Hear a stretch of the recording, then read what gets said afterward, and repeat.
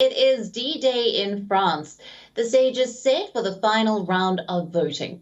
Ballots have opened across the nation, and people will soon decide who will become the next president of France. The choice is between two leaders with starkly different ideologies, incumbent president and centrist leader Emmanuel Macron, and on the other hand, far-right leader Marine Le Pen. The presidential debate was proof that they differ in almost everything.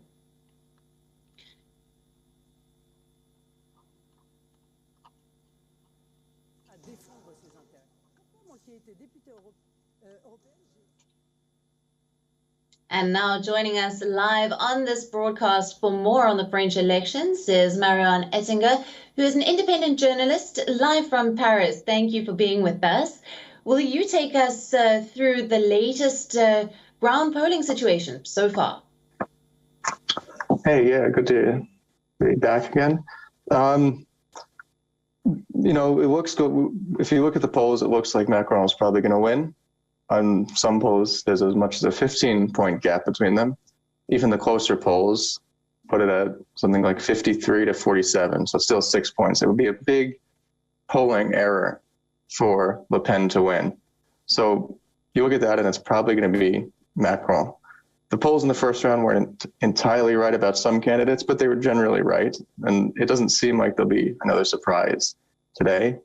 And it doesn't, from having traveled around a little and talking to people, I don't see a big swell of enthusiasm for Le Pen that would indicate some type of upset either.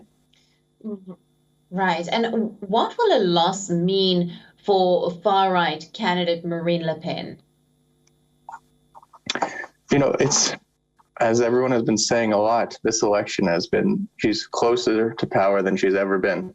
It's her third time running. People think this should be the time. A lot of presidents run 3 times and then that's it. François Mitterrand, who governed France, was France's longest running president. He won on his 3rd time.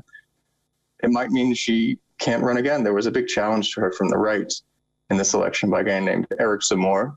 And he was polling very high in the polls, as close as in 2nd place until the war in Ukraine happened, and that knocked him down. But, you know, come 2027, the rumor has it that he's going to run again.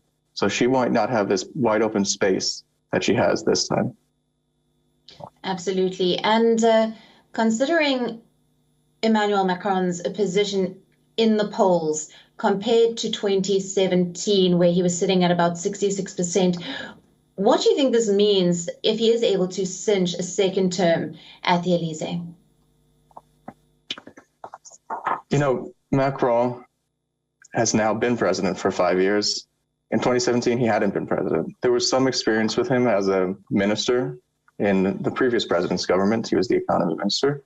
But this time, you know, French people know what they're getting. So if they vote for him, you could say he has something of a mandate. And he's going to have the next 5 years to do what he wants in a way that he didn't have the last 5 years. The last 5 years, there were disruptions from the Yellow Vest protests, from the COVID pandemic, and a lot of his agenda was attenuated because of that. This time, it's a wide open field. If he can win the election and then get a decent sized block in the legislature, he can do essentially what he wants.